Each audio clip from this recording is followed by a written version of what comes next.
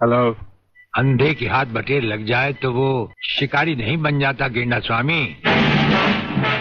जिसे तुम प्रोफेसर खुराना समझे बैठे हो वो दरअसल तुम्हारा अपना ही एजेंट है, जो फ्रांस से प्रोफेसर खुराना का साई की तरह पीछा करता आ रहा है, समझे?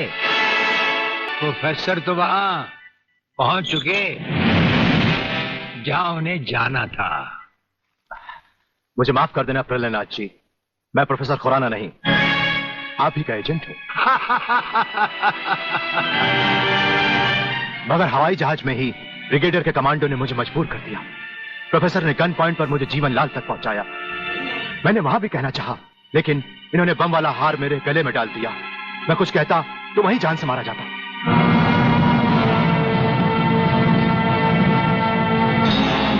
तुम वहां पर भी मारे जाते और यहां पर भी मारे जाओगे।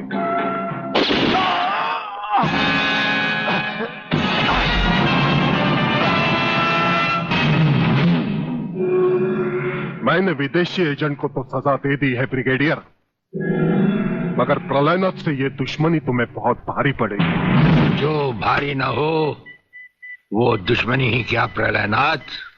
तो एक बात मेरी भी अपने कान में अच्छी तरह उतार लो ब्रिगेडियर। प्रोफेसर खुराना को अब चाहे दुनिया के किसी भी कोने में छुपा लो, मैं उसे हासिल करके ही रहूंगा। शेख चिल्ली की तरह दिन को सपने देखने छोड़ दो गेंडा स्वामी। हम आंखों से सुरमा नहीं चुराते, हम आंखें ही चुरा लेते हैं ताकि सुरमा लगाने की नौबत ही ना आए, और फिर तुम्हारा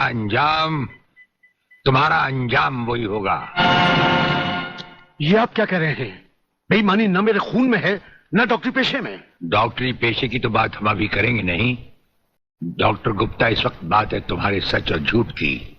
माथे पे आया हुआ पसीना पोछो और हमें राजा टंडेल की झूठी नहीं सच्ची रिपोर्ट की असलियत बताओ।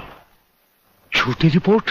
हाँ, जो रिश्वत लेकर तुमने बनाई और एक मामूली सी प्रेगनेंसी को एक खौफनाक रेप का केस बनाकर संजय और उसके दोनों साथियों को हवालात में पहुंचा दिया। ये सब झूठ है, आपको किसी ने गलत बताया है। चिल्लाने से झूठ नहीं छुपता डॉक्टर गुप्ता। हमें पहचानो, हमें ब्रिगेडियर सूर्यदेव सिंह कहा जाता है। हम मुर्दों से सच उगलवा लेते हैं, तुम तो फिलहाल जिंदा हो, सच सच कह डालो। आप समझते क्यों नहीं ब्रिगेडियर साहब? मैंने कोई गलत रिपोर्ट नहीं बनाई और न ही कोई रिश्वत ली है। फिर ये क्या है डैडी? ये देखिए,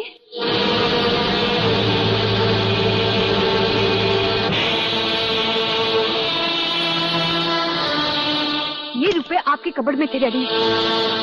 मैं समझी थी कि किसी को जीवन दान देने के लिए आप इसमें दवाइयां लाए हैं, पर ब्रिगेडियर साहब की बात सुनकर जब मैंने इसको खोलकर देखा तो पता लगा कि मेरे पिता मेरे लिए शादी का जोड़ा नहीं, कफन खरीदने के लिए रिश्वत का पैसा लाए हैं।